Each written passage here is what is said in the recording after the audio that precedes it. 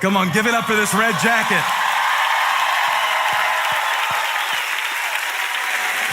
Color. In living color. I love you back. Excited to hear you talk for the next 7 hours. They're not. It's good to see you. It is good to be seen and not viewed. I get it. How many old preacher jokes do you have like that? Like, give me another one. Oh, God, don't do that. Don't do that. You have to elicit them. They come organically. The first time you hung out with me, you scared me so bad. So like, he was nice enough to spend a day with me talking about preaching. Mm-hmm. And in the middle of telling me about preaching, he starts preaching about blind Bartimaeus. Mm-hmm. And he starts acting out every character in the story of blind Bartimaeus. And blind Bartimaeus hollers in the story. Mm-hmm. And it's just me and him in the room. And he hollers full throat bishop voice across the desk at me. And I spilled my Diet Coke. But I've told people about that. I've told them you can preach on anything. Well, it's not really that. What we were talking about is spinning the text. Yep. Because on one hand, I'm a preacher, and on the other hand, I'm a film producer. And one of the things you have to decide whenever you do a film, you have a story. Somebody brings you a story, and you decide to write a script for it. You have to decide which character is going to be the narrative, who's going to be talking. And so if you take that principle and you apply it to the Bible, is it going to be told through the eyes of blind Bartimaeus, or is it going to be told through the eyes of Jesus, or is it going to be told through the eyes of the disciples? Because every POV, point of view, leads you into a different realm of truth. You see, it depends on whose perspective. It's like a husband and a wife live in the same house, have same address, eat the same food, but they're having two different experiences. And so the point of view determines the relativity of the truth, the power of the truth, the significance of the truth is all brought about by who's talking. You take the prodigal son. It's one thing to talk about it from the son's perspective. It's another thing to talk about it from the elder brother's perspective. It's yet a third thing to talk about it from the father's perspective. Okay, each perspective opens up a new ventricle of truth and feeling and perspective. And when you look at it in its totality, then you see the substratum of truth itself. All right, we've been going 5 minutes. You've already said ventricle and substratum, so let's slow it down. There's a reason I played My Shot from Hamilton when you came out, and you know why. You tell them. Can I tell them? Yeah. Bishop Jakes and I got to watch Hamilton together a while back. Yeah. So what I thought would be fun, just a game, and then we're going to talk about the book. It's going to be very spiritual. He warned me to brace myself for something he was going to surprise me with, so yeah. pray for me. And it's better than a dance-off. But what I would like to do is play a game where I give you a song title from Hamilton the musical, and you preach us a 1-minute sermon on that song title with a text. And how many of you would love to experience this? I thought you would. How y'all doing over there? This is gonna be the best night of your life. Starts right now. Starts with this. Okay, so the song that you came out to, mm-hmm. My Shot. What's the text and what's the sermon? My Shot. My Shot is the young prophet who Elijah commissions to shoot the arrow. And depending upon how far he shoots it, it determines, what he could have had. And said, if you would have struck the ground more times, you could have gone further. The power of the text exists in the reality that God does not make the shot for us, but he gives us all of the ingredients that are necessary to be successful. And so when it's my time to make my shot, you see, I can't wait on God to make the shot, but I have to have the will and the tenacity and the vision and the drive to pull all the way back far enough to take my shot. Touch your neighbor and say, it's my shot. If I shouted for you when you had your shot, shout for me when I had my shot. If I was glad for you when you had your shot.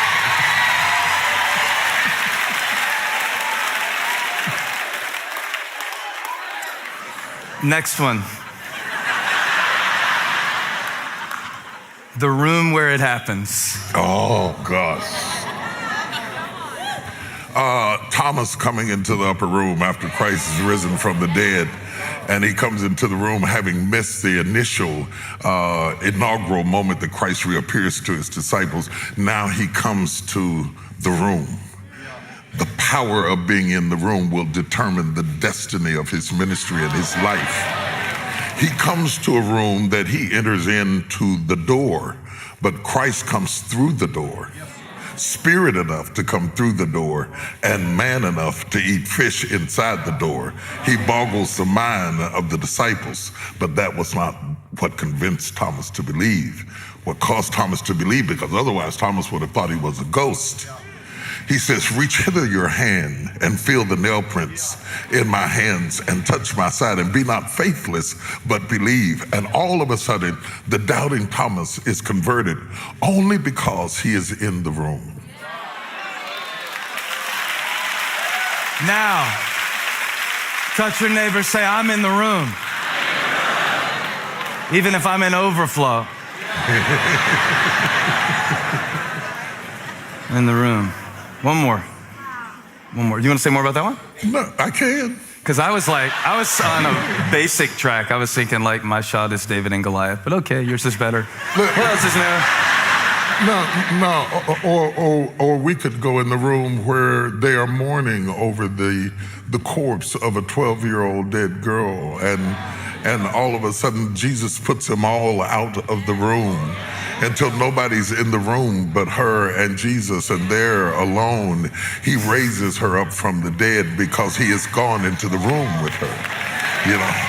And can you imagine what it would be like to be outside the door and certainly hear the sound of rustling feet and think to yourself, who is that moving? I hear the scampering of little feet, and I know it could not be this girl because I know she is dead. I touched her and she was cold. I touched her and she was stiff. I touched her and I knew for sure that she was absolutely dead, but I hear the sound of the scampering of a 12-year-old's feet.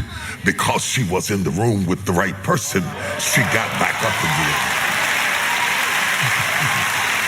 So, my conclusion is, if everybody forsakes me and everybody leaves my room, as long as Jesus is in the room, I can still get back up again. So to all of you out there who are weeping over who walked out the room, who left you, who forsook you, who did not stand there with you, as long as you've got Jesus in the room, you can still get back up again. I want to be in the room.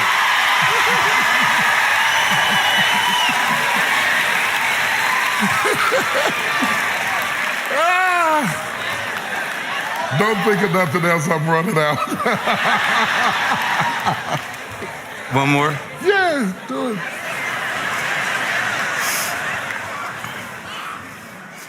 Who lives, who dies, who tells your story? Who lives, who dies, who tells your story? Early in the morning, the breaking of day, the women wrap themselves up to go down to the tomb, loyal to a Jesus who has become extremely controversial, has been executed, not crucified, executed on the cross. And yet they are still going down, even though he did not do what they thought he was going to do. These women rise up early and go down to the tomb. Only when they arrived at the tomb with the dew on the ground and the mist in the air and the fragrance of death still lurking in the inner chamber, the stone has been rolled away. And sitting on top of the stone on each side is an angel saying, he is not here. He has risen from the dead. And the question then becomes, since he is not here, who tells the story? This woman comes running back. It is totally inappropriate in a messianic age that a woman would be the first one to carry the message. But there are some times and some seasons that you have to break the protocol of the day. Because Jesus was looking for somebody who was bold enough to walk into a room full of men and tell them, I know for myself, he is risen from the dead. And I am alive to tell his story. Good night, everybody.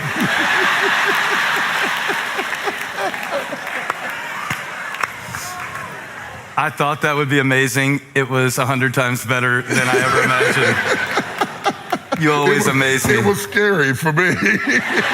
Yeah, so I want to ask you that. I want to get into the content of the book, Crushing. God turns pressure into power. And I was thinking how last time you were here, you wrote soar. Yeah. S-O-A-R. It's like eagles on the cover and plane. Yeah. And now we're on crushing. Yeah. So and what happened?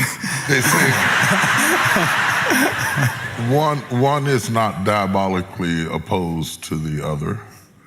For the eagle, soar is about flying, but for the eaglet, soar is about falling. If the eagle stirs her nest and the eaglets are pushed out of the comfort of their nest, is that not crushing? If their food supply is now cut off and they are pushed out by their own mother to fall off the side of a cliff, is that not crushing? Why would mama do that to me? Why would mama not feed me? And in the process of the eaglet falling, flapping its wings in hysteria, it is the thing that crushed the eaglet that causes it to soar. Wow. And what the substratum of, you told me not to use the word, what epitomizes the whole value of crushing is to explain to people not to be confused when the crushing precedes a soaring. Because a lot of times, if we only tell you about soaring and we don't tell you about crushing, when something crushing happens in your life, it looks like what we preached is not true. Right. Whereas crushing is the process and soaring is the promise. You cannot have promise without process. And we live in a time where people preach more about the promises and less about the process. So what happens is when you come to church and you hear about the promise and you go home and you find yourself in the process, your life is a contradiction to your faith. But you are so loyal to Jesus that you would never admit that you are not seeing the manifestation of what your pastor is talking about in your life. And it looks like that you must be doing something wrong because they are talking about the blessings and the healing and the soaring and the power of God and the strength of God and how all things are yours and all promises are yea and amen and you're the head and not the tail and above and not beneath. And then all of a sudden in the midst of them saying all of those things, you are going home and dealing with marital issues, children who won't obey or comply, a sister who doesn't like you, a father who always preferred the other sister or daughter. And you're saying, how is my life in such shambles? Never realizing that those that God is going to anoint the most, he always crushes the most severely.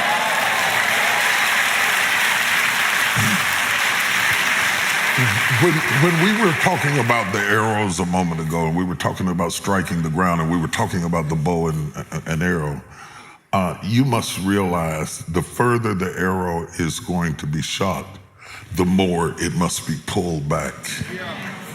And I wrote crushing in part because I have never met anybody who did exceptional things in their life who had not at some point endured exceptional crushing. It is the force to which you have been pulled back that determines the height that you will fly.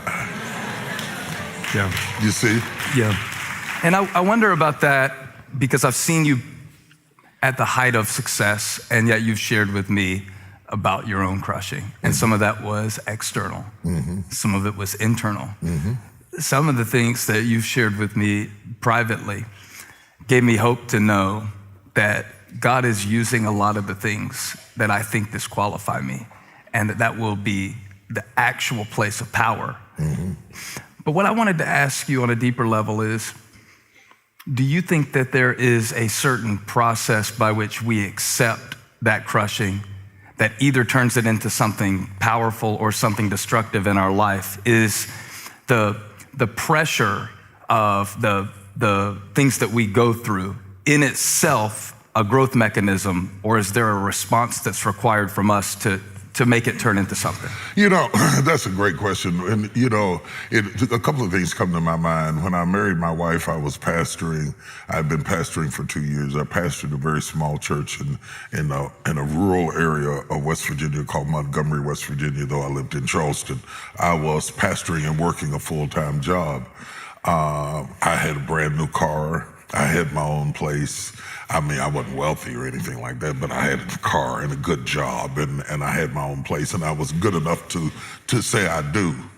And not long after I said I do, the whole country shifted, and the Union Carbide shut down the part that I worked for, and many other industries began to leave the Rust Belt states, and I was unemployed and ran out of unemployment. And eventually they repossessed my car. And eventually I could not feed my children. And eventually it got so low that the deacons loaned me a car. But the car was so raggedy that they hid it in the back of the church. No, I'm serious. It was a 1967 Valiant with the floorboard rusted out of the bottom of it. And I had to put carpet over the bottom of the floor so my kids' feet didn't go through. And they didn't want anybody to know that the pastor had that kind of car. So when we had guests, they would hide my car in the back because that was the stage of life I was in. It got so bad that the car broke down on the side of the road and I had to thumb to get to church and climb across the coal cars on the railroad tracks to go into the church to preach faith. I never stopped preaching. I never let up on preaching the power of God and the strength of God. Even though it became so bad that we at one point had to go gather apples to feed the kids because we had nothing at all to eat. God knew that later in my life, he was going to bless me extraordinarily. And some people would later question, are you serving God for stuff? So he allowed me to be crushed early so that no matter what they said, I would know. You understand what I'm saying? Because they were going to come in at the end of the movie and make assumptions. But I lived through the first of the movie to validate the fact that it was not for the things he gave me that I do what I do. It was because of the love and the passion and the anointing. And so, yes, it makes you, and sometimes it also creates a narrative for you that completes your ability to reach both high and low. I can reach the guy in the homeless shelter, and I can reach the guy in the penthouse suite because I have learned how to abase and abound. I've suffered lack, and I've had plenty. And I have learned whatever state I'm in, therewith to be content. Some things God takes you through are not for you, but it's so you can reach somebody else.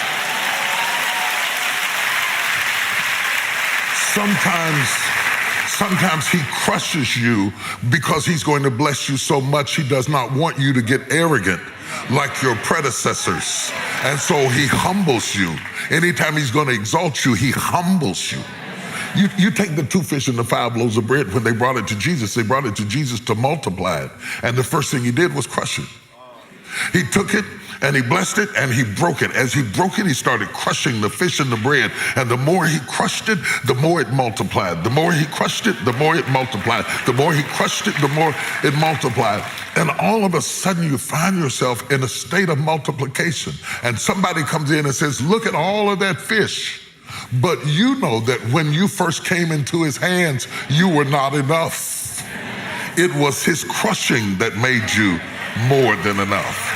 So sometimes it's intrinsic, and sometimes it is so that you are relevant for other people. I want to give you one more quick example. Look at Aaron. You can give me one more not quick example. Okay. Look at Moses goes up on the mountaintop to get the 10 Commandments from God. Simultaneously, he also has the experience of getting the plans for the tabernacle. And there he is, God designs the garments. Now, you know, sometimes we'll have a name brand, something, but to be designed by God. Aaron's robes were designed by the Almighty God. And God says, of all the people that have escaped the trauma of Egypt, there is one guy that I will allow to come into the holies of holies and not die. And that guy is going to be able to access my presence and represent the children of Israel. The guy he is talking about has been left in charge at the bottom of the mountain. And so while God is designing what will be blue and what will be purple and what will be crimson, this guy has got the whole camp stripped naked, dancing naked around a golden calf. In the process, when Moses comes down off the mountain, he is so shocked. He drops the 10 Commandments because the one that God has promoted has fallen into an abyss so low that it seems like there's a disconnect between what happened up here and what happened down there. But it is really the wisdom of God. Because had God allowed anybody else to be the high priest, when people got ready to come and share their sins, he might be arrogant. But because God had so crushed him, he was humble enough that no matter what your sin was, he would remember his own. And that humility would make him able to connect with you and be kin both to the problem and kin to the answer. This is a shadow of Christ who became sin for us, that we might be the righteousness of God. He is in all points without sin, but tempted like as we are, so that we can come to him and he can be touched by the feeling of our infirmity. He became it so he could deliver us from it. Aaron is the shadow, Christ is the reality.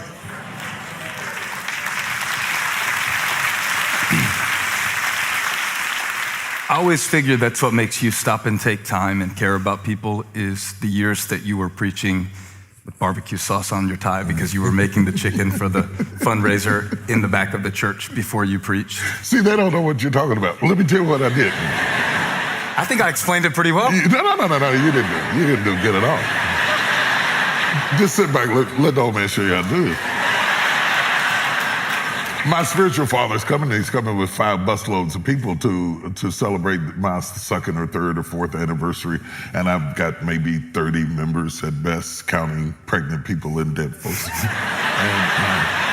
And so we have to have all of this food for all these busloads of people he brought.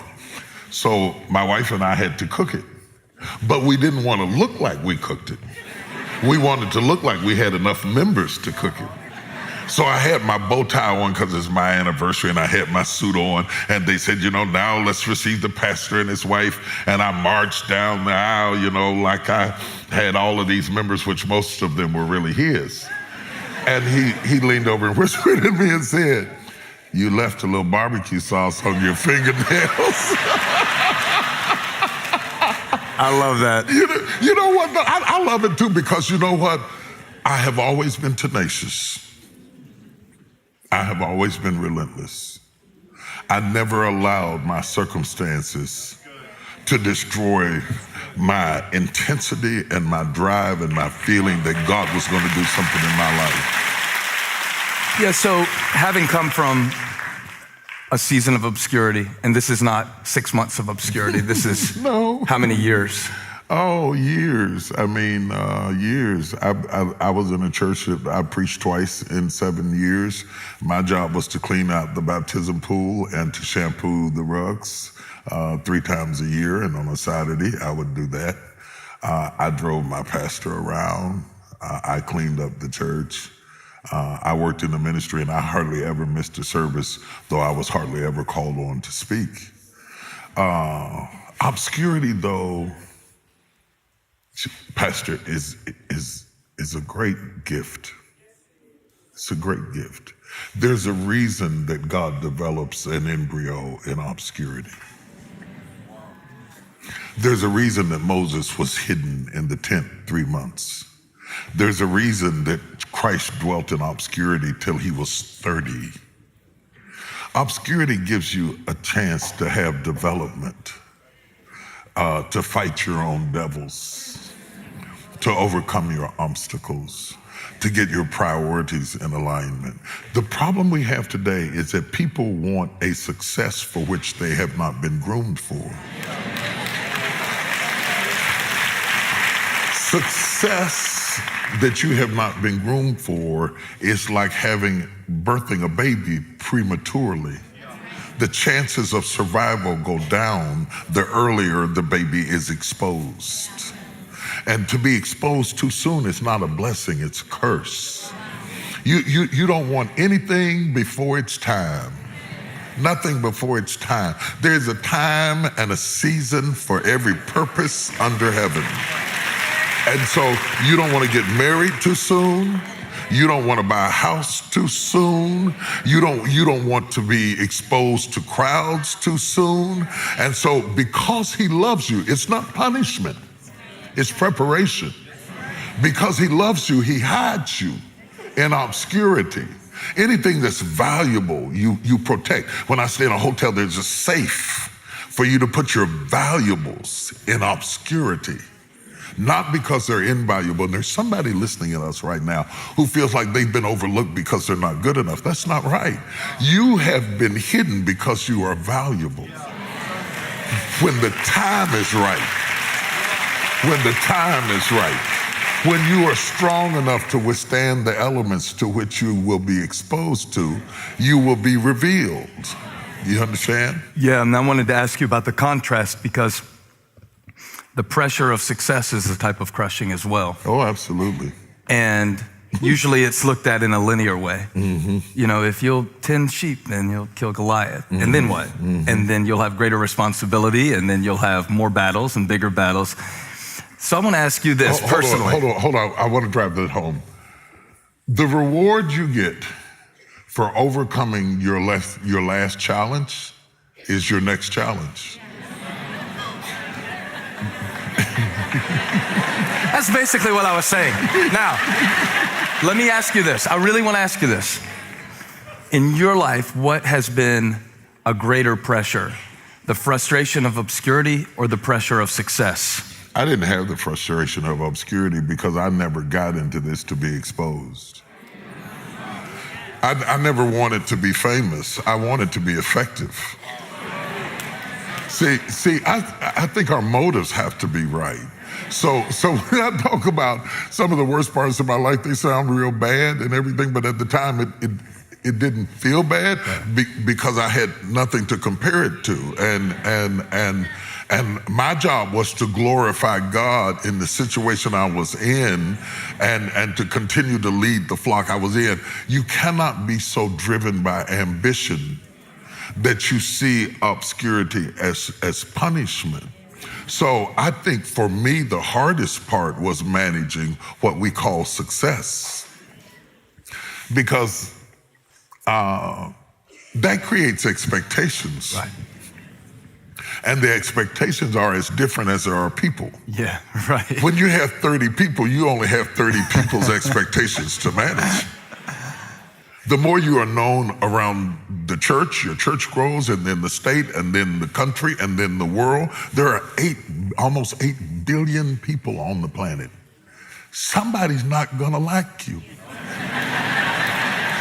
And before, they wouldn't know you. Right, like somebody is on YouTube right now commenting on our clothes. Right.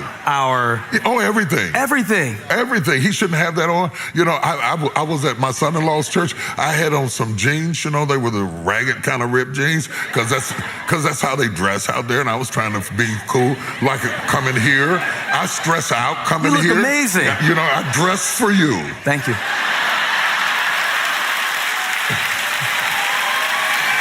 I put great thought into this outfit. I am geared for suits and ties. I have all kinds of suits and ties. And then I come to you and I panic and I think, oh God, I have to be casual. What am I going to wear? And I start acting like a girl and sending pictures to people. Do you think I should wear this?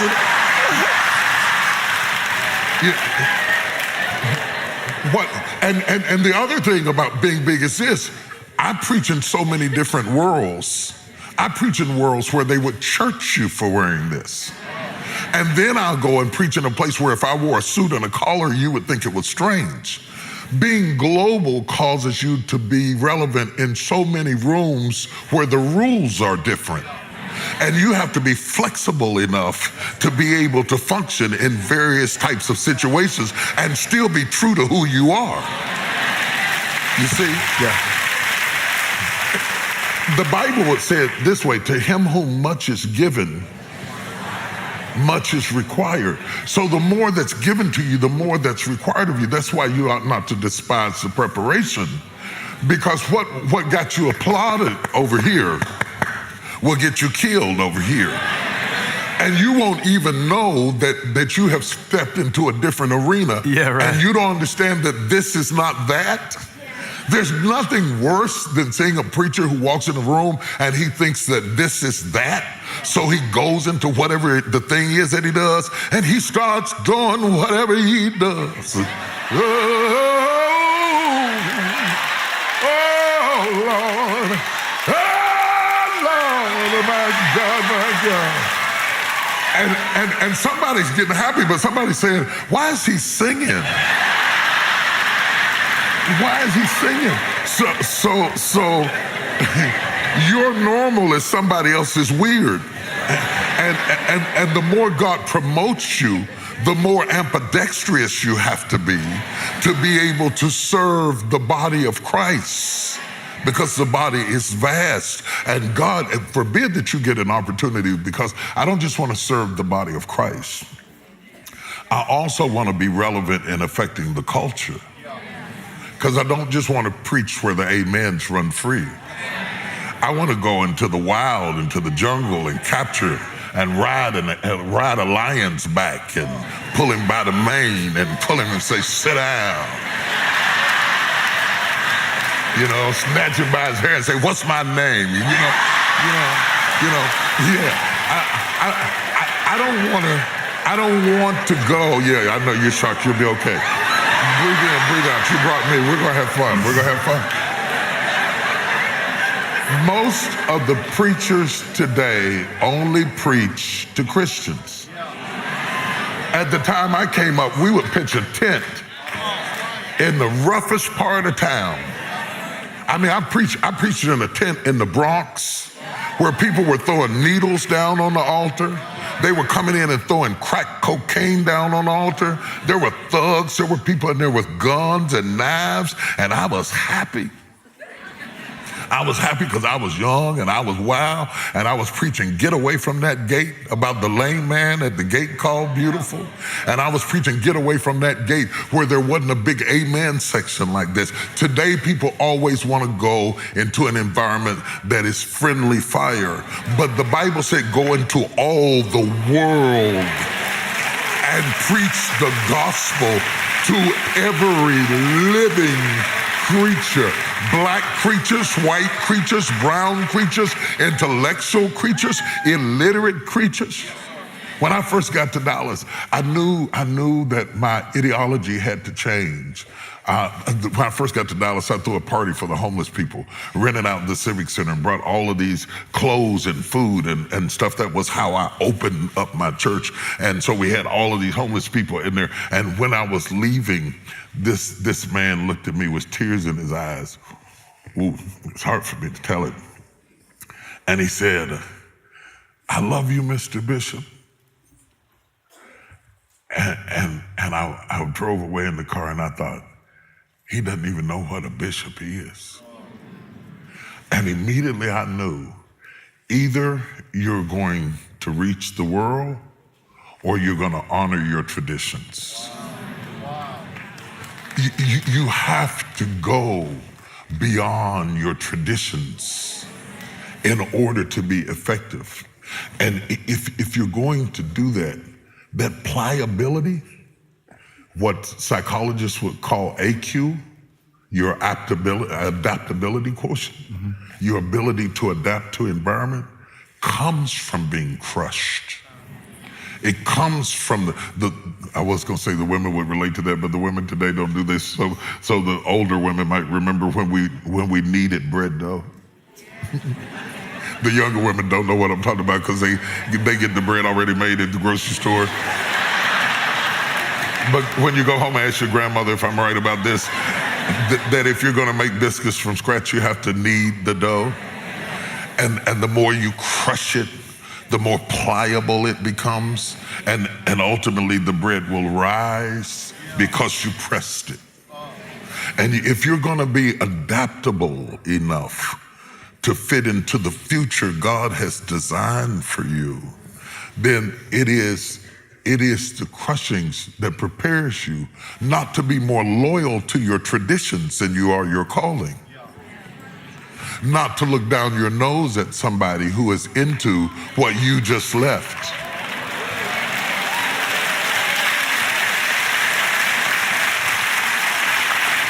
Because church people get amnesia. Okay, church people get amnesia quick. They turn up their nose. Oh my God, the smell of smoke. Oh my God,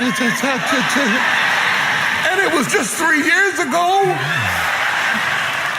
You were sucking on one like it was a straw, you know. And now, they said a profane word. Come on, Henry, let's leave. No, don't leave. Let's stay. Let's stay. Jesus, what made Jesus so radical? The religious people hated Jesus. What made him so radical is that Jesus went to the wine bibbers and he went in the street and he touched people who were hurting and they loved him. They loved him. Jesus that was so relevant that he looked no different than the people around him. He looked so ordinary to his environment that the Roman soldiers had to hire somebody to point him out. So Jesus wasn't into standing out, he was into fitting in. Okay? Because in order for him to redeem us according to the law, you had to be a kinsman redeemer. Okay? So in order to be a kinsman redeemer, he has to be kin to the thing he wants to redeem. And what makes a minister effective and not condescending is when you're reaching for that soul. This is the truth.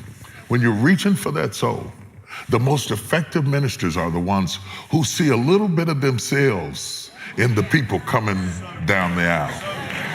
Yeah, because if you're not kin to them, you won't care about them and you won't labor with them and you won't work with them and you'll just walk out and wave and go about your business. But when you are kin to them, you are moved with compassion because you know that could have been you, that used to be you, and sometimes it's still you. Because you don't live in victory every day. See, but the pressure of fitting into a religious environment can tempt you to hypocrisy. Because we become more concerned about being accepted by the people we worship with than we are about being used by God. So going into environments that intimidate you excites you. Oh, yeah. You like it. Oh, yeah. You're a glutton for punishment. Yeah, yes. What intimidates you? Oh. Anything that's foreign. A lot of times I'm speaking in environments that are not faith-based at all. Sometimes I have to be able to deliver truth in a veil. Sometimes I have to put it in a film subtly to make it palatable enough that they don't turn, but potent enough that it captures something on the inside. And so that can be intimidating. I like to be in a room full of smart people. I like to hear people preach who make me feel stupid. It's such a turn on. It really is. It is. It is. I love it the best when the guy preaches so good that I feel like just throwing my Bible up in there and saying, I quit. Because you just described me every Monday listening to you. Get out of here. And I want to ask you about, this is going to sound so silly how I say it, but I wrote down PMS. Mm-hmm. And it's early to be going there, but I put it from the perspective of, a lot of times on Saturday, I'm texting you frantically, like, hey, I've got people showing up and they need to hear from God. And I don't know if I have yet, I hope so. And you're kind to me. And then there's coming down after preaching a message, but it's so much more than preachers in here. I thought it would be helpful to talk about not just pre-message syndrome, post-message syndrome from a preaching standpoint, but I want you to describe, your pressure management system. Because, all right, I love the book. It's about how fruitfulness is not the end. Mm-hmm. That the gardener, the vine dresser, crushes the grapes to make wine. Mm-hmm. That process of pressure, if it's not managed correctly, it can paralyze you. It can actually it can shut you down.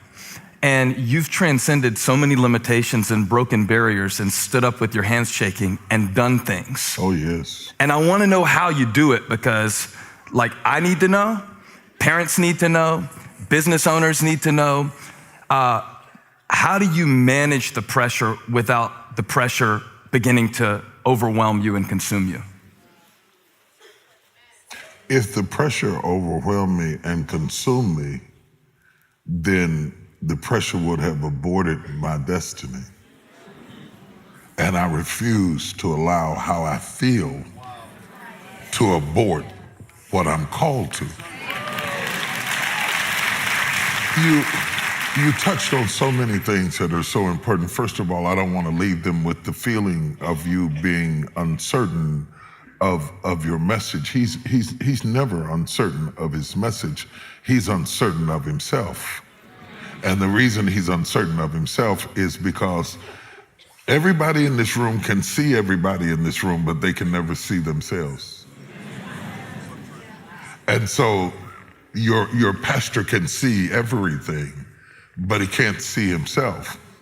So when you can't, that's why you have a mirror, because you can't see yourself. I can see everybody. I see all of you, all the way up in the back. Hi. But yeah, how you doing? How you doing? I see you. You got that yellow shirt on, your arms folded. I see you up there. But yeah, I'm talking about you. Yeah, I saw you. Yeah, chocolate man in yellow shirt. I got you. The problem in life, when you are truly gifted, you can't see it. When you are truly gifted, it is your normal.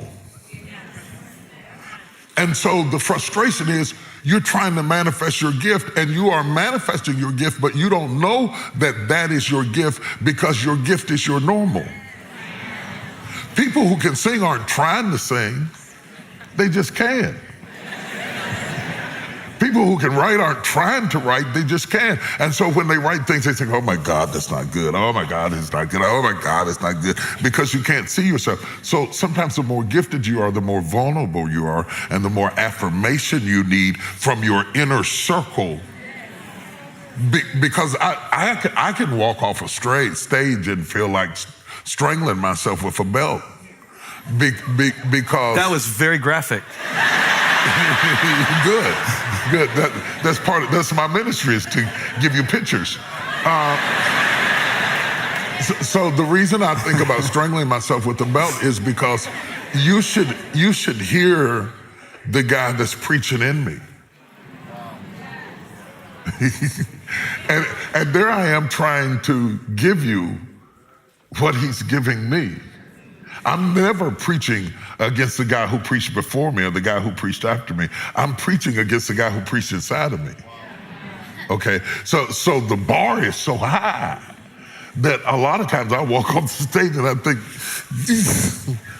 you know, why don't you get somebody else? I blew it. I didn't get it across. I'm not sure that they got it the way you got it to me. You got it to me so bad I couldn't sleep that night. And I'm not sure I can get it out. So really gifted people are sensitive and they're vulnerable, and you have to learn how to function within that sensitive, vulnerable space. And I'm going to give you a couple of things that will help you to do it. Insulate yourself with a few inner circle people who love you enough that you can be vulnerable in front of, and yet are honest enough. My daughter, let me tell my story. My daughter, Sarah, wrote this paper. Yeah, I know. She wrote this paper one time, and she sent it to me, and I was... There was a day where what just happened was something so far away, too. You talk about it in the book. I talk about it in the book. I mean, she was the least likely child. Lord have mercy. If you would have asked me, you know, which one, I would have known. Anyway, I talk about it in the book. You got to read the book. She wrote a paper and she sent it to me. And the thing about me is, my wife says I'm brutally honest. I say I'm just honest. She has to add verse to it, but she says I'm brutally honest. I will tell you the truth. She wrote this paper, my daughter wrote this paper, she sent it to me, and I read it. And I remember I was in LA at the time that I read it. I was busy. I probably would have been more tactful had I not been so busy, but I was busy. And I read through it, and I said, Sarah, I said, I don't even know what you're talking about. I said, I know you can write better than this. You need to go back and write this over again. And she said, okay. She said, Dad, I'll give it another spin. I realize now in retrospect that I probably should have softened it a bit. Later on, she wrote her first book. And I sat down to read the book. And I'll be honest, I sat down to read the book because she's my daughter and she wrote it and I was going to read it. And it's the way they used to cook. And some stuff they cooked, their mother wouldn't eat. I would eat anything they cooked, just so they have confidence in themselves. So I said, I'm going to read this book. And I started reading it. And I called her and I said, Sarah, I sat down to read the book because you wrote it and I couldn't put it down. Wow. I said, I read from the first page to the last page and I didn't stop because the rhythm of your writing, the eloquence of your speech, the visual images that are created through the opulence of your vocabulary was so overwhelming that I was mesmerized. And I left her that message and she called me back. She said, Daddy. She said, Daddy, she said, I want to keep this voice message forever. She said, I want to keep it the rest of my life. And I said, Sarah, it was just what I thought. She said, I know. She said, that's what made it real. She said, I could trust your compliments because of your criticism.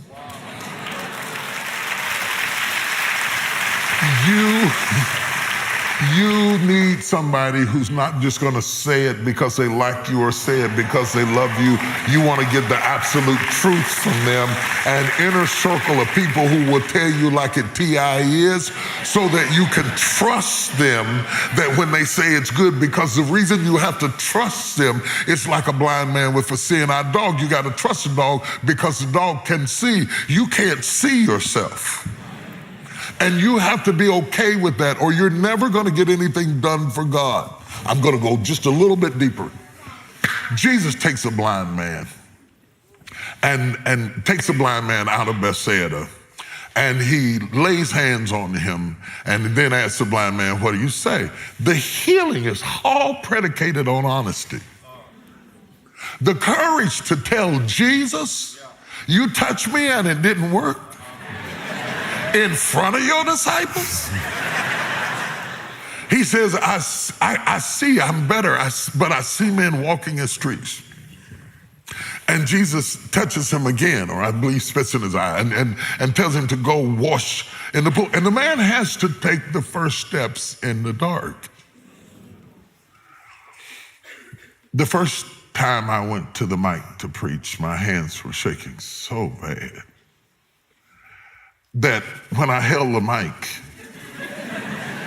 I was nervous when I picked it up, but when I knew that they could see that I was nervous, that made it worse. So it was kind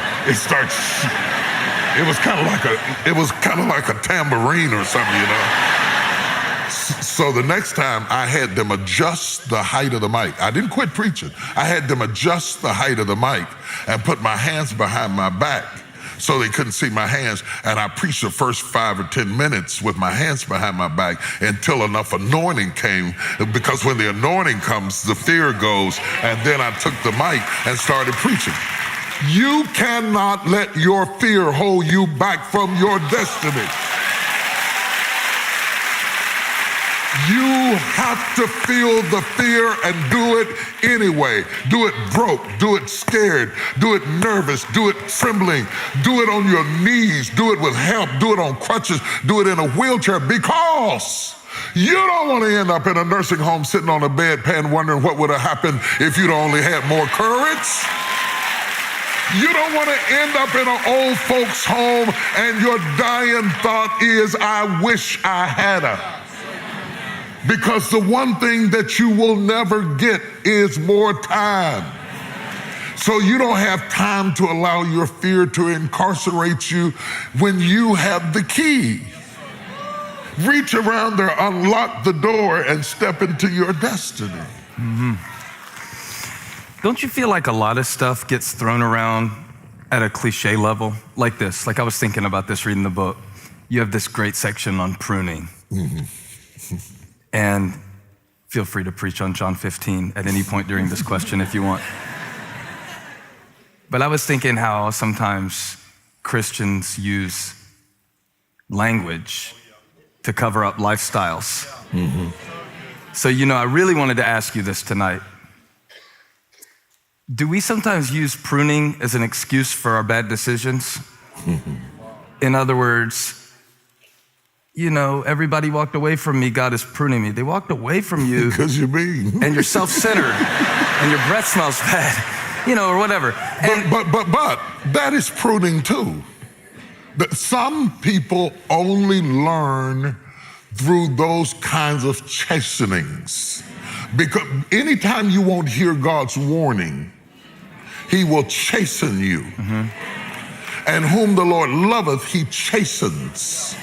And you're right, they're not leaving because God is pruning you, but they're leaving because of your behavior, but your behavior is making them leave, which is still a pruning, because it comes down to how many will you have to lose for you to change. Okay, I want to go into that, Bishop. So is there a difference between being crushed by the hand of God versus suffering the consequences of your own decisions? I think that sometimes God uses his hand and sometimes he uses yours. Yeah, sometimes he uses yours, but see, you cannot get God's people out of God's hand. Whether they are dysfunctional, whether they're emotionally dwarfed, they are still God's people. Whether they make bad decisions or stupid decisions or terrible mistakes, you cannot get them out of God's hand. The souls that are in the Father's hands, no man can pluck them out. Some of them are smart souls, some of them are proud souls, some of them are arrogant souls, some of them are prejudiced souls, but they are in God's hands, and God will keep working with them and reshaping them and breaking them and making them again and breaking them again until they become what he had in mind. Every branch in me that beareth fruit, every branch of me that's doing kind of good, he says the reward is I prune it that it might bring forth more fruit. And ultimately, herein is my Father glorified, verse 8, that you bring forth much fruit, so shall ye be my disciples. In between fruit and more fruit is always a knife. When God gets ready to take you up, he always cuts you back. There will be some exodus. There will be some loneliness. There will be some crushing place, some weeping, wallowing stage of life, because you are his, and he knows exactly where to cut you. In the book, I talk about my mother had a rose bush, and I decided to help her out. And I was a little kid, and I went out there to do like I had seen her do. I was going to prune the bush. And I almost killed it. I used the same knife, and it was the same bush that I'd seen her prune the year before. I used the same knife. But in my hand, it was a weapon. And in her hand, it was a tool. God knows exactly where to cut you to make you more productive. I was doing the right thing, but I was cutting in the wrong place. Mama knew exactly where to cut that bush in order to make it go from fruit to more fruit to much fruit. God knows exactly where to crush you, to bring you to the place that you need to be. I want to throw this in. What started this journey, I was getting ready to preach at Lakewood, and I was sitting outside, and all of a sudden I got a download, and it's hard for me to explain what a download is. I mean, all the technical people know what it is as it relates to technology, but that's kind of what we finally got to in technology. The Holy Spirit was always there, because the Holy Spirit has always downloaded. Knowledge from the divine comes in waves. It doesn't come in reason. Right. Behold is a download. They missed that. That was so good. It was, but you got it? Yeah, they'll get it when they watch it back. Preach it Sunday, it'll be all right. The word revelation is the Greek word apocalypse. It means to unveil, behold. It is a download. All of a sudden you know something that you didn't know, and it comes in a fullness, and God started giving me this download. Oh my God. It was not a normal one. It was a big one. It was too big to be a sermon. I was writing all over legal pads, trying to keep up with it and trying to get it all together, because all of a sudden I began to realize that when Jesus held up the cup in the Last Supper, that there was, and he says the New Testament is in my blood, that what was in the cup had synergy with the one who held it. The grape, you see, is one of the few fruits that is raised to be crushed. And Christ was born to die. And as he held the cup, the cup was a reflection of him, except that the cup had already been raised and crushed and resurrected in its eternal form, and Christ was about to be. And he says, take and do this in remembrance of me. I was born to die. You're about to see me be crushed. But understand that as he crushes me like this cup, he is transforming me from grapes to wine. And I wrote this because there are so many people listening at us right now who are being crushed, some in obvious ways, some in childhood ways. There are people in here who have been raped. There's people in here who have been molested. There's people in here who have been abused verbally, emotionally, mentally, raised without parents, never been loved, never been treated right, and they have been crushed. There are people who are being crushed right now in situations that don't work, in circumstances that are overwhelming. Sometimes the pressure is visible and you can see the assailant.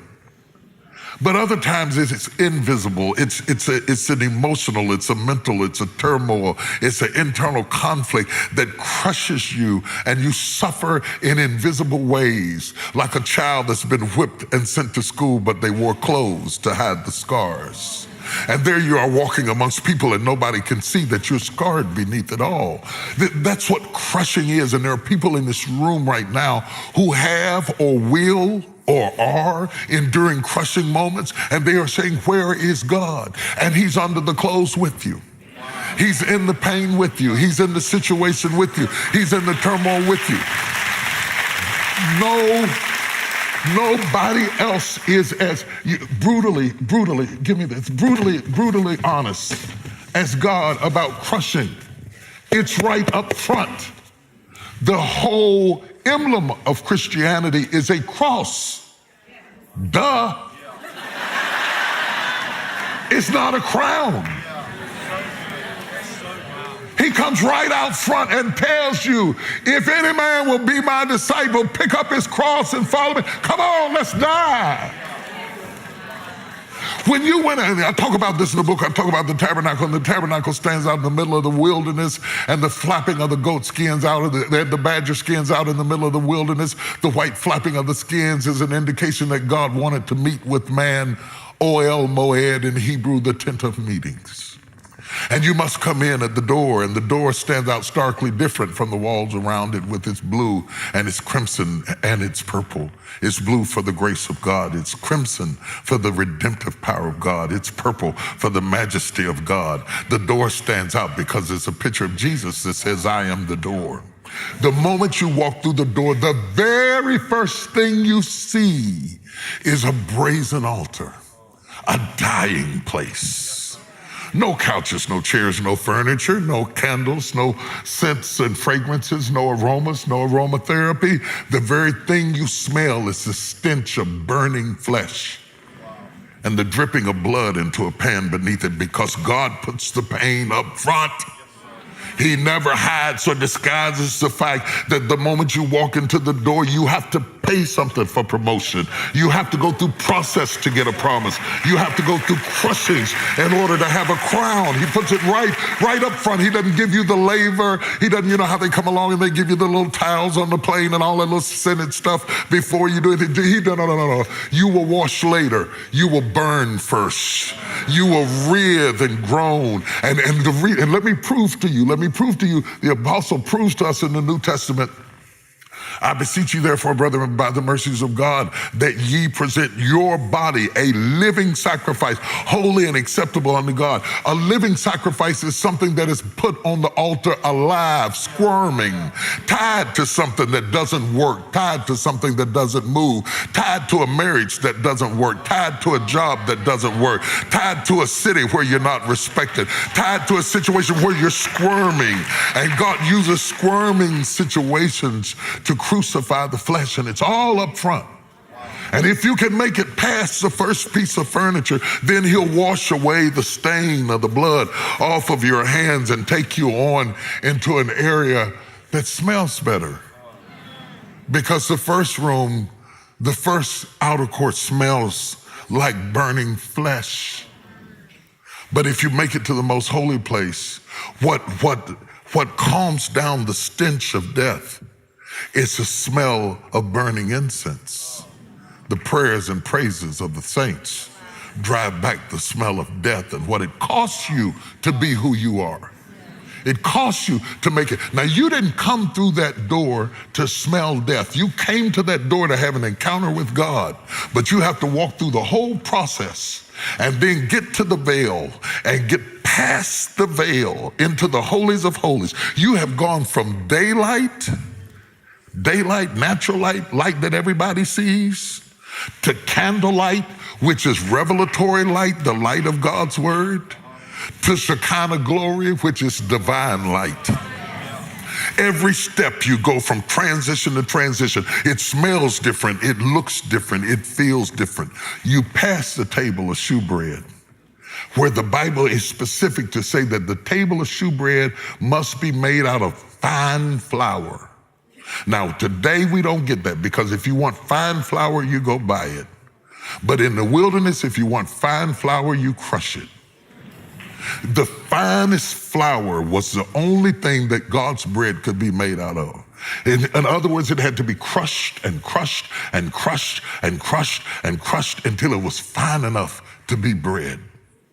And in our lives, when God gets ready to serve us to the world, there are certain crushings that we go through.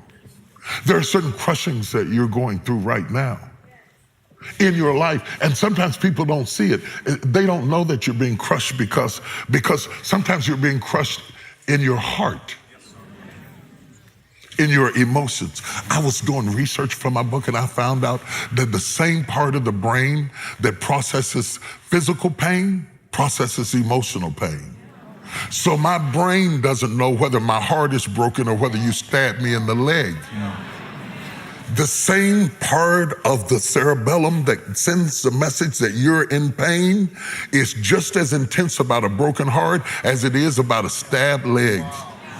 You understand? So all of a sudden I'm in trauma, but there's no paramedic because I'm not bleeding. I'm not being crushed on the outside where you could put a tourniquet on it and send me to the emergency room. I'm being crushed in my heart. I'm being crushed by failed expectations. I'm being crushed by the fact that I'm older now and I thought I would be further than I am, and I am not. God has a whole lot of ways to crush you. I'm being crushed by bankruptcy. I'm being crushed by disappointment. I'm being crushed because I love somebody who won't love me back. I'm being crushed because I have a child who disrespects me. There are all kinds of ways for you to be crushed in places that people don't see, and it affects you like you are being stabbed. This trauma of the soul cannot be treated in the hospital. This trauma of the soul, this secret crushing that God allows us to go through sometimes in our life are beyond explanation. And yet there's not a person in this room, young or old, black or white, rich or poor, intellectual or illiterate, who escapes it. You cannot live in this world and not need what I'm talking about. You cannot live in this world and not need it. Something in your life is going to be what God uses to crush you. But remember that crushing is not the end. Crushing is not the end. After the grapes have been smashed, I started into this download, and I saw the Bible said in Genesis that the heel, the seed of the woman would bruise the head of the serpent, and the serpent would bruise his heel. And I looked at the heels of Jesus, and I looked at the bruised heel of Jesus, and immediately I was taken in the spirit, and I saw women trampling on grapes. And when I saw the women trampling on grapes, I saw the stains of the grapes on the heels of their feet.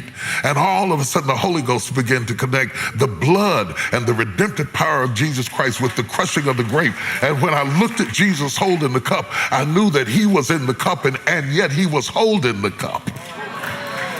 And immediately I sensed in my spirit, God said, I want you to go tell my people that crushing is a stage, it's not a destination.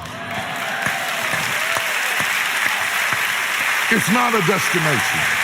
It's not a destination.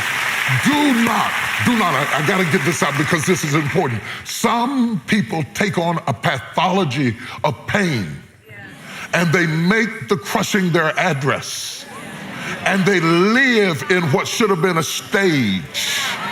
And no matter what you do, you cannot pull them out of it because pain becomes their normal. They will provoke you till you fight them. They will push you away till you reject them because it is the thing that they are most familiar with, and they don't understand that they self-sabotage their success. You're not fighting a demon. You're not fighting the devil. You are fighting the fact that you have become so accustomed to pain that it is your place of residency. And I challenge you today to shatter your way out, to break your way out. If you can't get out the door, come out the window. I challenge you today. I challenge you to be happy, even if being happy feels funny. I challenge you to have joy even if it feels like it's phony. Even if it's not you, if it's not your personality, it's not going to be you at first. What do you mean? How do you do that? Because when you are used to being miserable, you will provoke everything around you until you are miserable. You are self-sabotaging because you made what should have been a process, you have made it permanent. And now it's you doing it. It's not God doing it. It's you doing it to yourself. And God is steadily trying to rescue you out of the pit, Joseph, but you won't grab the rope because you have become so comfortable in the pit that even when God sends the Midianites to pull you out of the pit, you choose to stay in the pit because you like it down here. I like it down here. Ain't nobody bothering me down here. I just like to be by myself. I want to be alone. I'm just that kind of person. I'm there. No, you're not. It is not good for man to be alone. Your Creator said you were not designed to be alone. You have allowed the process to become permanent. So when you break out, Stephen, you feel strange. You feel like an immigrant. You feel like a foreigner. You feel like you're in a strange situation and you want to retreat back to the familiar because even though it's toxic, it's become your normal. And so when you start getting into these other atmospheres, you can't wait to get back to the familiarity of this self-inflicted torture that you put on yourself. And anybody who says you preach nice or you look nice or you did that good, you don't believe them because believing them would free you. You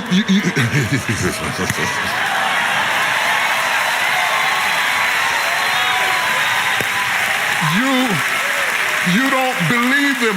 If you believe them, it would free you. Jesus said, you shall know the truth, and the truth shall make you free. That means if I was the devil, all I have to do to keep you bound is keep you from knowing it. You can be beautiful, just don't know it. You can be wonderful, just don't know it. You can be effective, just don't know it. You can be smart, just don't know it. And so the enemy keeps you blind to what you have because you're not used to light. The hardest thing in the world is to go from dark rooms into bright light. And so all of a sudden you say, ooh, that's too much. And so when God does want to emancipate you, you have a tendency to go back into the crushing place because it is your familiar place. But in order for you to find your strength, you have to not only go into the crushing, you must come out of it. You cannot make wine under feet. It has to come from the crushing stage to get to the wine stage. It has to survive. I talk about the fermenting stage and all of that in the book. It has to go through these different stages ultimately to become wine. And grapes are at their best when they are wine. Grapes are at their best when they are wine. They are strongest when they are wine. They are more effective when they are wine. They can affect the consumer when they are wine. They infiltrate the blood system when they are wine. Sound like you got some experience. They don't have to go through digestion when they are wine. You understand what I'm talking about? Please, please, please. I feel in my spirit God breaking through some deeply personal things in this room. Some things that we don't get on Sunday morning and that we don't talk about and that we don't expose people to, some pathologies, some ways in which you process yourself that keeps you underfoot. And I wrote Crushing to tell you, yes, you go through it and I go through it and we go through it and we all go through it. And I've never met anybody extremely gifted who has not gone through extreme crushing, but none of them stayed there. And I believe that many of you, your time has come to come out from underfoot, even if the foot is your own. And to finish the process of becoming what God had in mind. Jesus says, Father, now glorify me with the glory that I had with you before the foundations of the world. Take me back to what you had in mind. Now, the cross is the transportation. It is not the destination. Wow. First thing my grandmother taught me, I was walking through the house, I was a little boy, I'll never forget it. I had bought a crucifix somewhere and it's still, a crucifix has Christ on the cross. And she said, no, baby, she said, don't wear that, he's not there anymore. He's not there anymore. It's important that the cross be empty to remind you that he did not get stuck in a stage. Amazing. Touch somebody and say, I'm not there anymore. Not there anymore. Some people need you to be there because they have built a system around your pain. And they have created jobs around your dysfunction, and they don't want you to get well. Because if you got well, they're afraid that they might not be important to you. And sometimes it's not in their interest for you to recover. I'm going on and on. Let me shut up. I should write a book or something. I should write a book.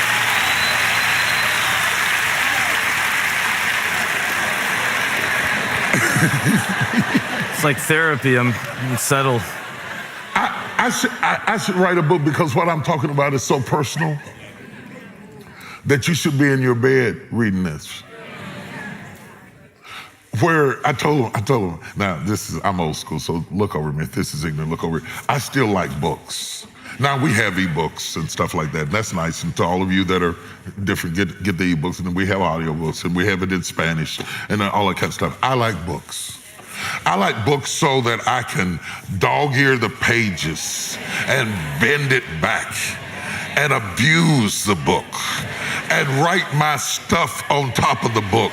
Because when you hear a writer think, that's what reading is. It's to hear your writer think. It impregnates you with thought until you start thinking things that are not even in the book. Right. And so I like to write little things, little notes that came to me as a result of something I read in the book. And I like to get like a little bit of jelly on the book. And spill my coffee on it, or just a little bit, so that I got highlighted parts of the book and notes in the book and a little bit of jelly and a little coffee on the book. And then somebody wants to borrow it. No, you can't have my book. There's some DNA in there, my fingerprints on it, but get away from me. That's my book. You cannot lead if you do not read. You cannot lead. We have raised a world that has everything so automated that we're afraid of quiet. We want little sound bites of information. So what happens, let me tell you what this generation does. I can post an excerpt from the book on Instagram. It can blow your socks off and you'll repost it, but not read the book. So you walk away with cliches, but no wisdom.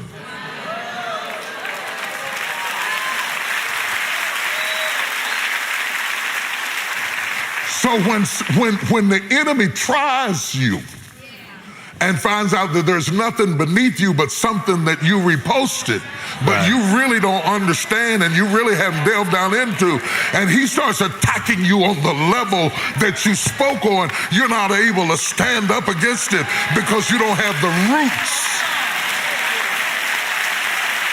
You understand what I'm saying? Yeah. I sense that coming through in the book, that you're frustrated with this microwave mentality.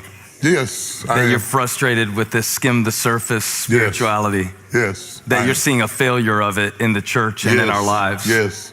And I don't want to leave this world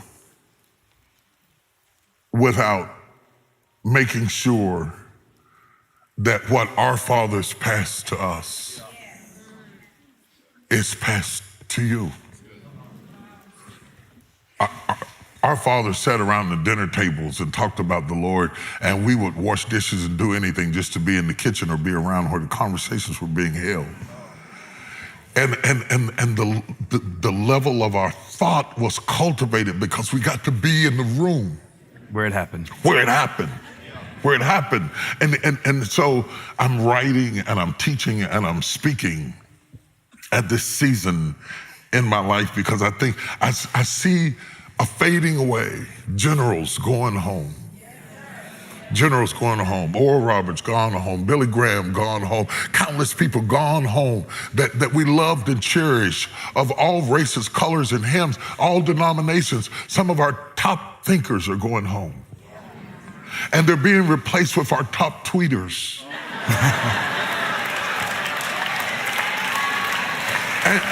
and so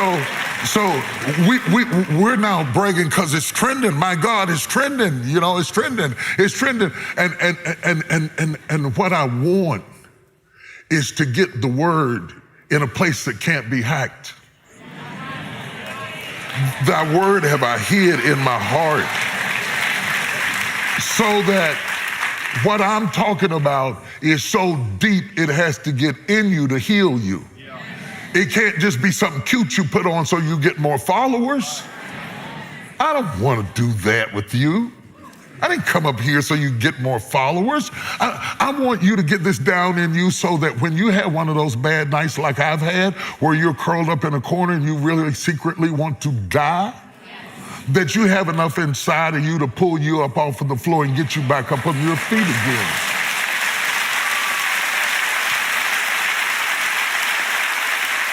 I want to put enough word in you so that when you are holding your mother like I held mine and watch her gasp and die and feel her body get cold in your arms and rock her till she's stiff, that you'll have something inside of you that will not break, that will not fade away, that will not fall apart, that will make you able to stand even if the person you love walks out on you, that you cry, but you don't die.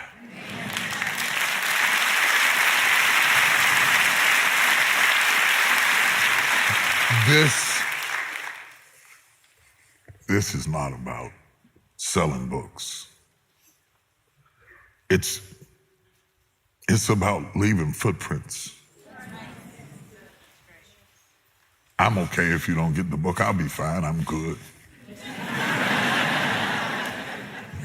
This is not about commercialization. I say I'm good because all my kids are grown.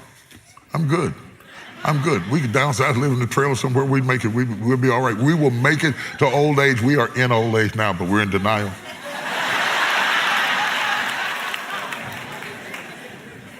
I want to leave footprints behind. My son is in this room right now. I want to say something that outlives me. I want to say something that catches him when I'm dead. I want to say something that becomes fuel for the next 200 years that lives on in your mouth and the mouths of your children. I'm way past needing to be known. I have smelled the fragrance of his presence. As unworthy as I am. And I have this need to tell you that he's more than amazing. That he's greater than religion. That he's better than your dogma and your creed and your doctrines and your theology. That sometimes he's the only thing in an unstable world that keeps you from falling absolutely apart.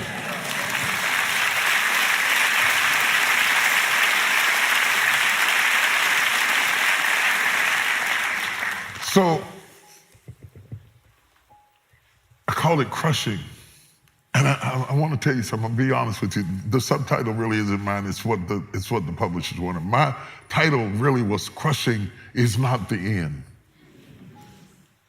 Because the substratum of the book is really about not getting stuck in a stage and deteriorating and rotting and giving up on yourself and your dreams and how to be productive at every stage of your life, and not to think because you have a setback that this is not God and that you can't win and that you can't be successful, because I would not be here.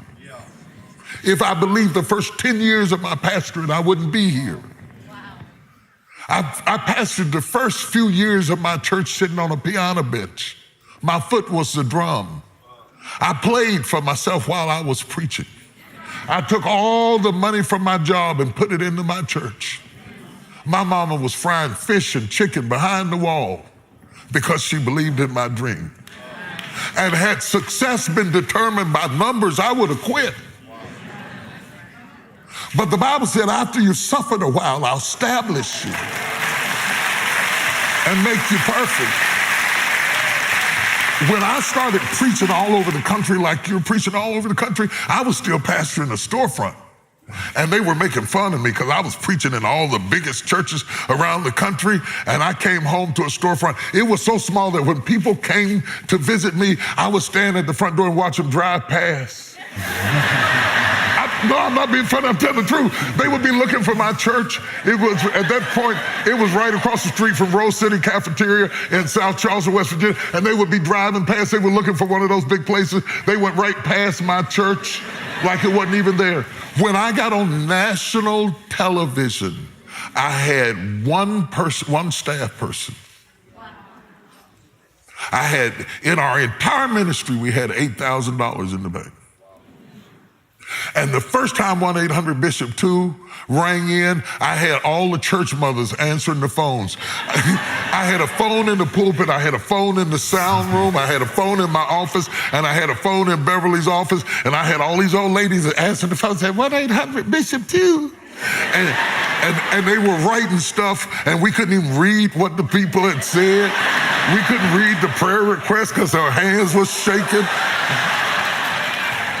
And I didn't own a duplicator. I borrowed a duplicator from Brian Keith Williams and drove to Columbus, Ohio to get it and to start duplicating things. It does not matter where you start.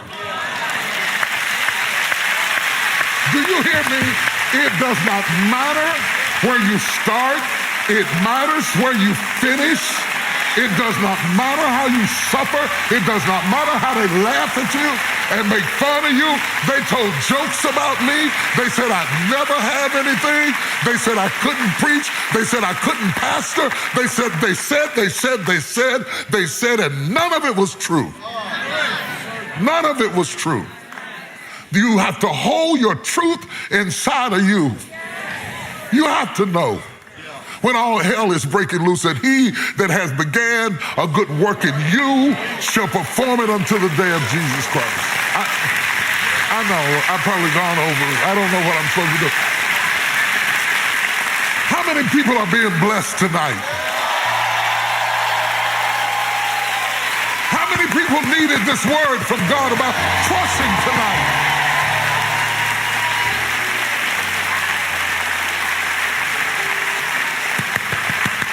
Everybody in here who's been through something crushing, just trust somebody and tell them it crushed me, it crushed me. But I survived. I cried, but I survived. It crushed me, but I survived. I went through a test, but I survived. Because I figure if you will tell them that it crushed you, I think that if you would tell them and stop acting like you don't relate to this, then we would see survivors. And other people would learn that there's something beyond the crushing. That grapes do turn to wine. That crosses turn to crown. The pain turns to power. That scars turn to stars. Somebody needs to know that you and Honey Boo didn't live together happily for 50 years. Sometimes you just came home because that's where your shoes were. Sometimes she faced the east and you faced the west, and your hip bones didn't even touch. You were so far apart. I can sleep on, you know that little rail on the side of the mattress? I can get my whole big body, the entirety of my 280 plus pounds can lay right on that edge all night long and not fall off the edge. Yes, it can. Yes, it can. We got people that get married, and if everything isn't wonderful, in 9 months, they're out. They've been in 12 churches.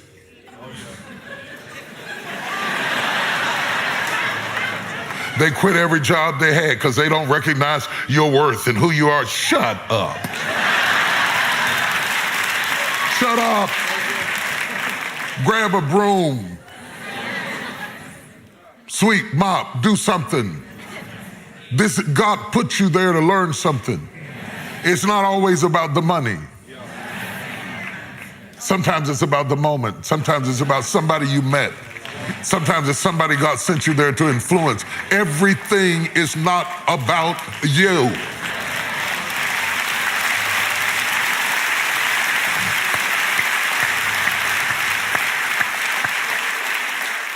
We talk like this, you and I,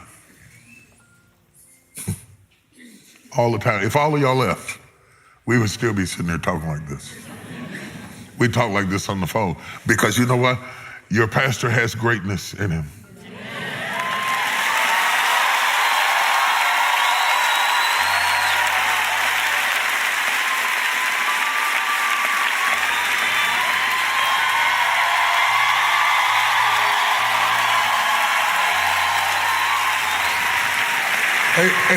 And you know what greatness needs? Greatness always needs a friend.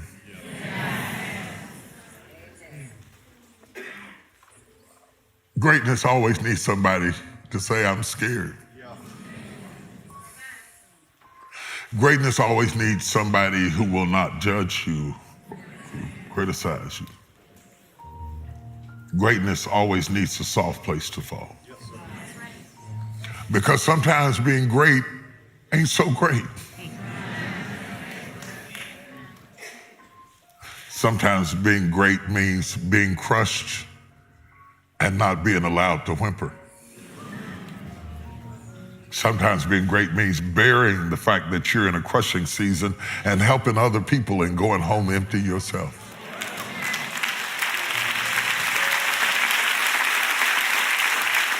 Sometimes being great means giving all of your courage to people until they go home encouraged and you get in your car discouraged and sit up to 2 or 3 o'clock in the morning trying to get yourself to sleep. So before you become jealous of anybody you see on any stage, I don't even have to be preaching hip hop, rap, I don't care what it is, poetry, drama, art, science, math, technology, I don't care what platform it may be. They didn't get there because they were cute. They got there because they were crushed.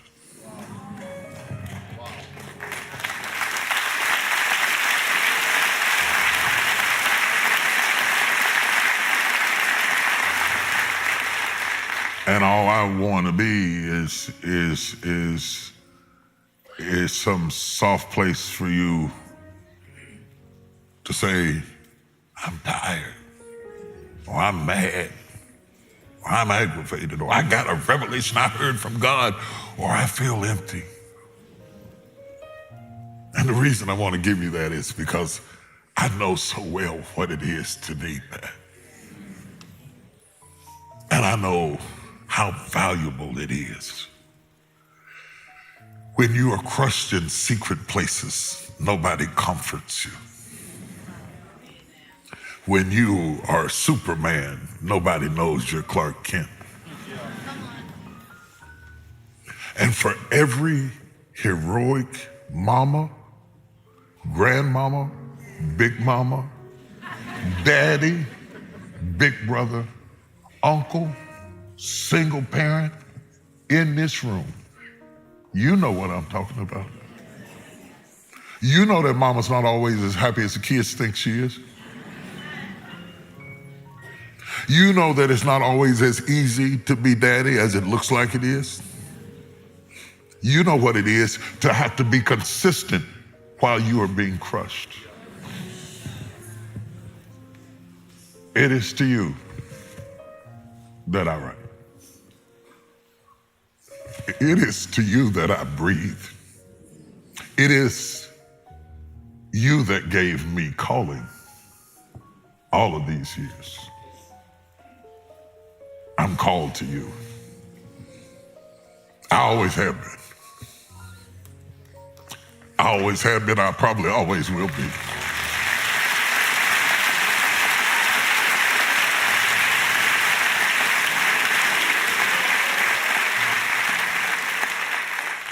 Can I get up? I want to get up. I want to You know, I want to tell you that I'm here for you. I ain't much. I ain't much. But he called me because of you. When I first started preaching early in my ministry, I wasn't used to big stages and big crowds and all of the heat and all of the headaches and all of the criticism and all of the envy and all of the strife and all the stuff. Let me fix my clothes, Lord. Fix the old man up if you're gonna be standing behind me. The least you can do is fix me up. And when this old country boy first got exposed to what it costs to be up front, I didn't want it. And I had gone to Evangel Temple in DC to preach, and I had decided I'm gonna preach tonight and I'm gonna quit. The Washington Post had written what I thought was a blistering article about me, because that's what they do. They never write blistering articles about preachers that aren't big enough to be known, because then the controversy sells product. You have to be big enough to be attacked. I should have seen it as a compliment, but I wasn't mature enough to understand that levels bring new devils and that promotions bring new problems. And I didn't understand that to be in the paper at all, even though I was misunderstood in the paper, meant that I was significant enough to be evaluated. I hadn't gotten there yet. So I wanted to quit. And I decided this is my last sermon. I preached my head off. And I said, this is it. And I was in after hours fellowship, and they kept worrying me about some woman downstairs that wanted to see me. And I said, well, if she's there when I come down, because I was tired, I wasn't going down there. That was my way of getting out. I said, if she's there when I come down, I'll talk to her. When I finally came downstairs, this woman was standing there. She was tiny and frail and shaking. And she said, I came all the way here to see you. She said, I just got out of the hospital.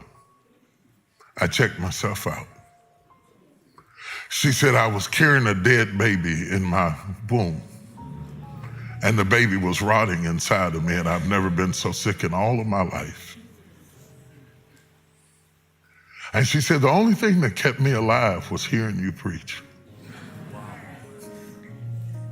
And she said, if you didn't keep preaching, I would have died. And she said, the Lord spoke to me and told me to get up out of the hospital and go find you. And to tell you, it's not for them that you preach. It's for us.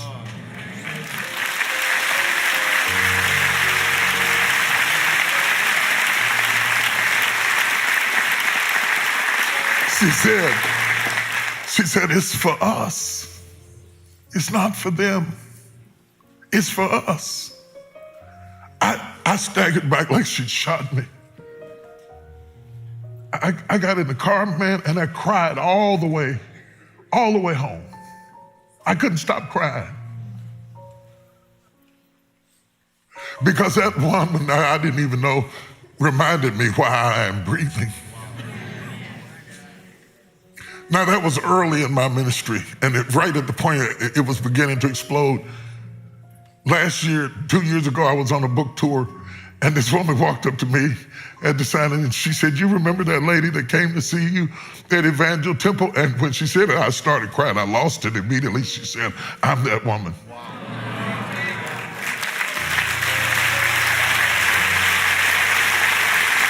And I told her, I said, I prayed, I didn't know her name or nothing. I prayed that I would see her again.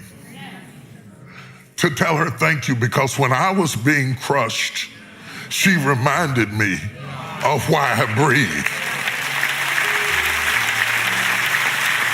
While God was toughening me up enough to stand the weight of something that He'd called me to do that I didn't even ask for, He sent an angel right out the hospital to tell me, don't get stuck. in the crushing, that when this is over, you shall come forth as pure gold.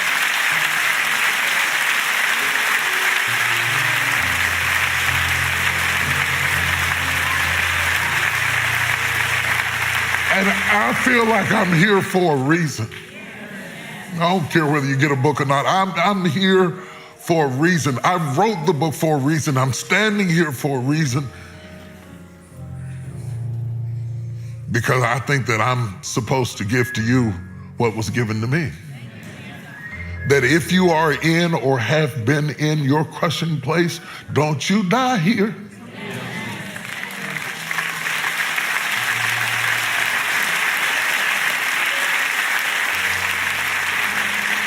Don't you let somebody standing on the outside of you say something about you that makes you die. Don't you let somebody who left you or forsook you or divorced you or denied you or betrayed you make you hate your life enough that you stop breathing before you see the fulfillment of the promise of God in your life. And so whether you're in this room or whether you're in one of the campuses or whether you're in an overflow room or whether you're standing outside peeking in the door or whether you're streaming online, I wrote a book that ain't sexy and ain't full about the promises of God and 3 ways to be blessed and 5 ways to get a new car and 2 ways to get your house painted while you sit on your couch.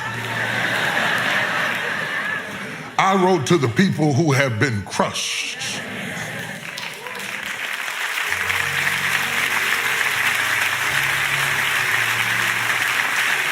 I want to do something. I'm gonna keep going till he grabs me. I want you to reach out and touch somebody next to you and not just assume that they're okay, even if you're married to them. I'm serious, because you can be being crushed laying next to somebody who has no idea that you are being crushed. And some of us are so masterful at being crushed that it's become normal. You might be touching somebody right now who has got stuck in a state of crushing and they can't get out. You might be touching somebody who runs away, anybody who looks like they care about them, because they're scared of rejection. And the only way of coping is to not let you in, because if I don't let you in, then I don't have to see you go. You might be touching somebody who was abused as a child, raped by a relative. And they all made up and gussied up and looking good, and they don't want you to know that they have nightmares and terrors and flashbacks. You might be touching somebody who's trying to be a father and didn't have one. Trying to be a man and never saw one. You might be touching somebody who's trying to find love and live with a man, but they've never lived with a man before, and they don't understand men, and they're married to a man, but they talk to him like he's a woman because they never had a father, and men are a mystery.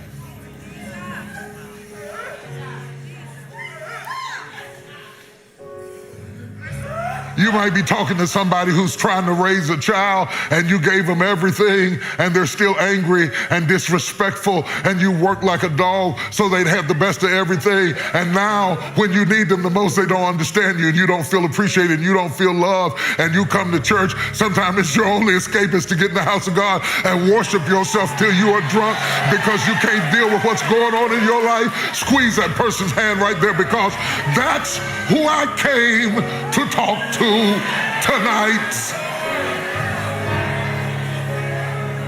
And we come in all colors, and we come in all races, and we come in all genders and all ages, because the one thing about pain, it ain't never prejudice.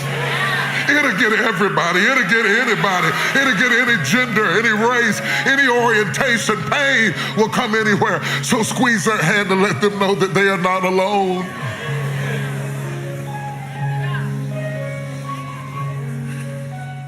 And so here I stand, Lord, with these your people. These are your grapes.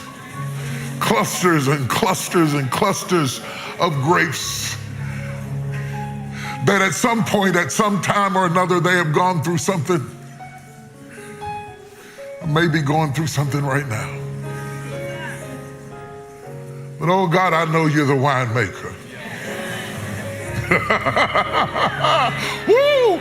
Glory to God. I know you are the winemaker. I know you're not finished with them. I know you're not through with them. I know it ain't over yet. I know it's not over yet. And I pray, God, that you give them a faith injection. In this little bit of time, I tried to impart just a fragment of what you gave me. I pray, Lord, not only would they get the things that I wrote in the book, but I pray, God, that you would say stuff to them that I didn't know to write. That you would talk to them about the specific tool you used in their life to crush them. And go beyond that and show them the triumphant plan that you have to raise them up above where they have ever been before. I pray, God, that revival would break out. Not so much in the country, not so much even in the church. I'm not praying that